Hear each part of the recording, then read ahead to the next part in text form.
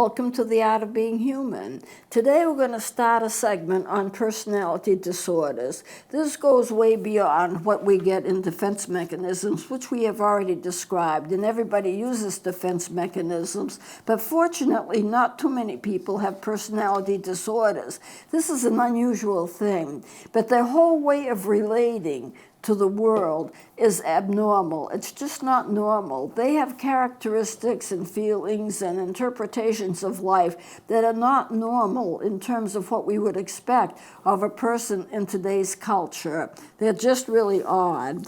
And it goes beyond defense mechanisms. It's a way of interpreting life. It's unhealthy, and it's hard to change. You know, it doesn't start in childhood.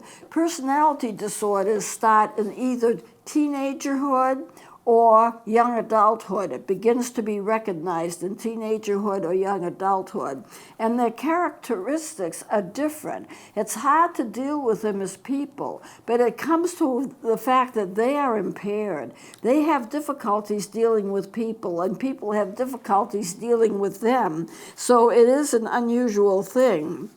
The people who have these disorders, they can function, but they don't function well, and they're different than other people. Their patterns of behavior is different than expected normally, and what you would see in them, you would see the fact that they appear to be odd, they appear to be eccentric, they're fearful, they're egocentric. What does that mean? They think they are number one, no matter what it is. It's me, me, me, me, me. I'm the best. I'm the most. I'm the person who's the most talented. And it's all focused on them as being the most important person around. And they're dramatic and they're rigid. It's a hard thing to describe it, but when you're dealing with a person that has a personality disorder, you're going to know it. You're going to be able to feel it. You're going to be able to witness it because they're not going to respond to you in a normal way, and you're going to find it very hard to respond to them in the normal way. So they don't quite fit in. They don't quite fit in with normal culture, and they're egocentric, and they're dramatic, and they're fearful, and they're anxious. They don't feel good about themselves. They don't feel good about their place in society. They feel awkward, they feel impaired, and they are. And you, as a person that does not have a personality disorder, feel awkward too, because you can't really deal with them as a normal person. I'm going to give you an example, just an example of a person that I used to know. And she came from New York, and she decided she was going to come and have a visit with me. I had met her through another friend, but we weren't really friends. She decided she was going to come, and so she called me up. Meet me at the bus station, and I'm going to spend a few days with you.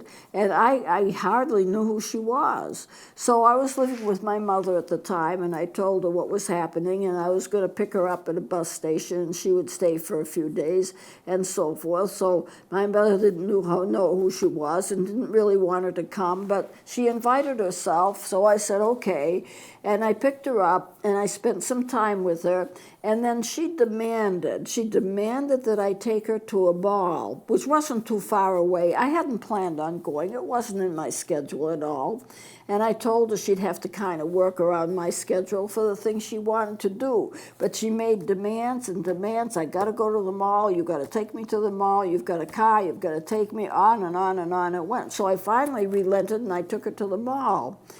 Then, when we got back, she bought a lot of things, and that was all right. I didn't care. We got back, and then I went to work, and she stayed at the house. And then when I got into my room, I realized she'd been through my drawers, and she changed things around in my drawers. She had no right to do that. I didn't give her permission to do that. And then I noticed that she had a lot of packages, and she said, "These are all your gifts." I didn't expect any gifts. Yeah, I want to give you some gifts. You're kind enough to let me stay here and have a vacation here, so I want you to have all of these gifts. Well, they were different things. They aren't anything that I would want to buy, but I opened them up and I thanked her for them. And then the next day she presented me a bill over $100. and she wanted me to pay the bill. I says, what do you want me to pay a bill for? You're here as my guest. And she said, you know what? I bought all these gifts for you, and now I want you to pay for them. Well, who pays for gifts that they've been given? I wouldn't give a person a gift and say, oh, by the way, you got to pay for it. This is the kind of person that she was. I never paid it. She finally left. She had not changed her clothes in the several days that she had been there. She was wearing the same thing day after day after day, making demands here and there, and getting into my drawers occasionally, which I did not approve of, and then handing me this bill for gifts that she bought for me. And then finally, when she got back to New York, she wrote me a letter, and she says, I noticed that you looked shocked when I asked you to pay for your gifts. And then I realized that probably wasn't a good idea for me to do. And then she said, so I'm relinquishing that bill. You don't have to pay that bill for your gifts. And I'm thinking, I wouldn't have paid anyway because it was a gift. I would have said, well, take these back. I don't want them, or something. I would have done something. But her whole personality was off like that. She couldn't act in a reasonable way. First of all, she should have probably asked if it was all right for her to come on vacation rather than demanding that she come. And I would have told her what my schedule was, and I would have suggested a time if I wanted her there. And then she would have brought some changes of clothes or something so that she would have looked like a normal person rather than wearing the same thing day and night and day and night and day and night. She wouldn't have presented me with a bill. Or if she wanted to give me gifts, she would say, you know, I'd like to give you a gift for being able to stay here on vacation. What would you like? What would be appropriate for you? Instead of digging into all of, I mean, she got me a pair of man's shoes as one of the gifts. I don't wear men's shoes, you know, so it was just very odd. And this is the way these people are. They have things wrong with them in their personality. They look at the world in a different way. They don't respond normally, and so therefore they are very hard to deal with. I've dealt with people in counseling that have personality disorders, and when you're training as a counselor, one of the things that comes up is how do you handle people with personality disorders? And it is suggested in some training programs that you don't have very many people in your practice that you're counseling that have personality disorders because they take so much time. It's so difficult for them to operate normally. They are so distracting that you're going to spend most of your time trying to work with them rather than being able to heal them. They just get further and further into their personality. It's very hard to deal with. So this is the kinds of things that I'm telling you about. Why would anyone have a personality disorder? Because it doesn't develop in childhood. It develops later on. Well, some people feel it's due to past abuse. Some people feel that it's due to bad living situations. Who knows what she may have gone through before I even ever met her? Who knows what her life was like? So it could be any number of things that cause them. But the people who have them, they have difficulties in relating with people. They can't relate to people normally, and they don't relate to people normally. But they feel the sting of that. They feel the problem with that, and the people dealing with them also feel it because you're dealing with a person that's unmanageable. Not that you want to manage people, but you want to have them normal enough that you can have a normal relationship with them, you know. Had she called and said, can I come on vacation, I would have thought about it, and I probably would have said yes, but I would have given her a time when I'd have some free time. You know, I was working full time. I couldn't just take time off to be with her. I would have suggested a weekend or something where we could have gotten together and I could have spent time with her.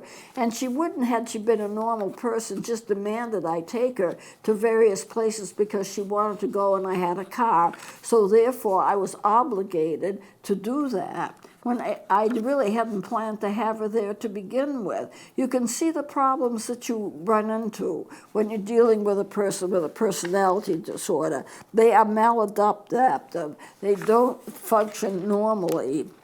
they have impaired functioning. And because of the impaired functioning, they can't relate to you as a normal person. And you have difficulty relating to them as a normal person. It just doesn't work out. And they're so egocentric. You know, they believe that they are the center of the universe. Everything revolves around them.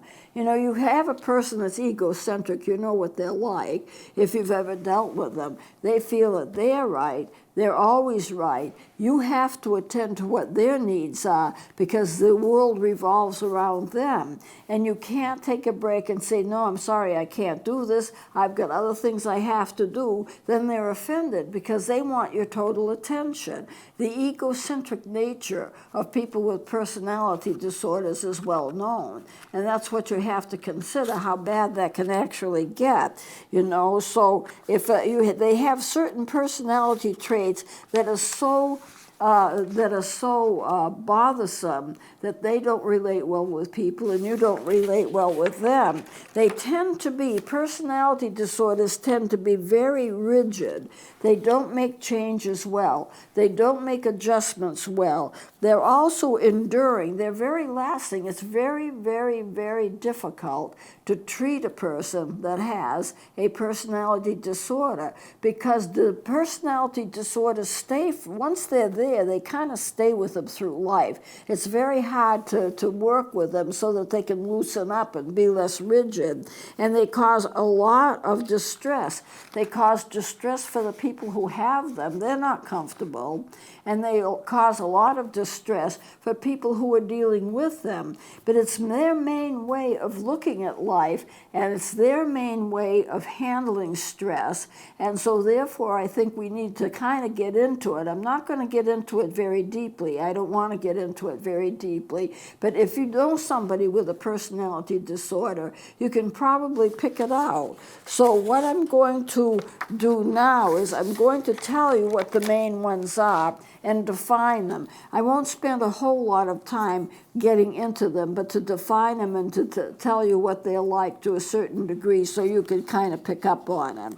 And these are always listed also in the DSM, which is a Manual of Statistical and Mental Disorders. This is the way that they are listed. So we have a few here, and I want to go through them, and we can probably finish with it this segment, and then I'll get into something else next segment. Well, first of all, the paranoid personality disorder. You hear people talking about being paranoid. They're afraid that everybody is against them.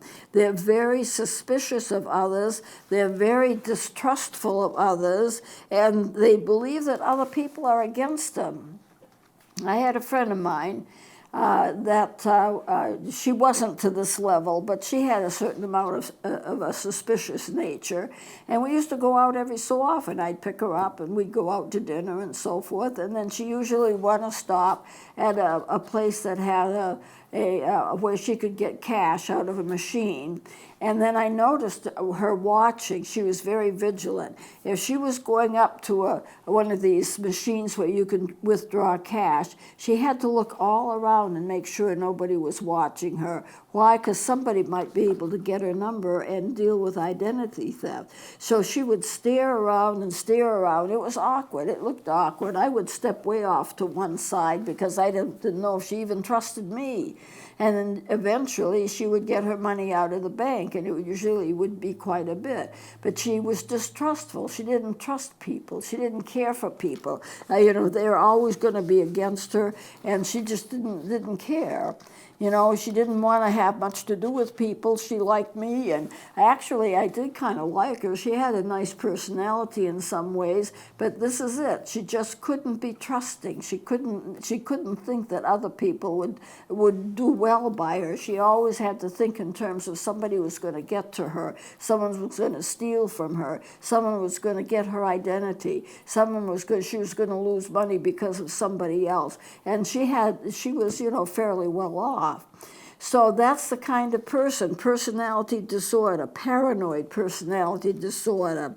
Then you have the schizoid personality disorder, where they're very, very detached from people. They don't get involved with people because they're detached. You can't have a relationship with them. They don't want any kind of friendship. They're really detached from others. So they don't have social relationships as a general rule. And there's not a lot of emotional expression. Nothing brings them to tears. Nothing can bring them to laughter. They're just detached. You know, it's like they're not connected to anything. They're not connected to any other person, and they're by themselves. Now, that's uncomfortable for them because they can't have friendships. They back right out of friendships. They don't want friendships. And it's hard on them, but it's also hard on other people who would like to be friends with them. So they're loners. Basically, they're loners. They aren't going to be attached to anybody. They're not going to let anybody take advantage of them. So there's no social relationships. Then you have the schizotypal, which is a little bit like it. They're uncomfortable in social relationships. They're distorted in their thinking. Their thinking is not normal. They're eccentric in their behavior. And so I notice people, and sometimes you'll notice some people in their social behavior seem to be distraught, seem to be different, you know, and they probably have or could have this kind of personality disorder. Uncomfortable in social relationships, backing out of social relationships, in a way a little bit like the schizoid personality disorder, not having any friends, just backing out of friendships, being eccentric, and no emotional expression, no social relationships, just backing out. But you can imagine what that's like in a work situation where you go to work. What do? You go to work in the morning, you usually have a cup of coffee, you may bring in other people cups of coffee, and then you have a little social time, you say hello, what are you doing, and then blah, blah, blah. You know, it's just a normal kind of thing. They can't do any of that. Go to work, sit down, do your work, don't talk to anybody. That's not normal. That's not normal. People usually go and they have a little social time when they first start work, and they talk to each other, and how are you doing, and this and that and the other. And it just doesn't occur with these people. They're uncomfortable. Now you have antisocial personality disorder as well. That's a total disregard for other people. They don't care about them. They don't even make a pretense of caring about people, and they violate other people's rights.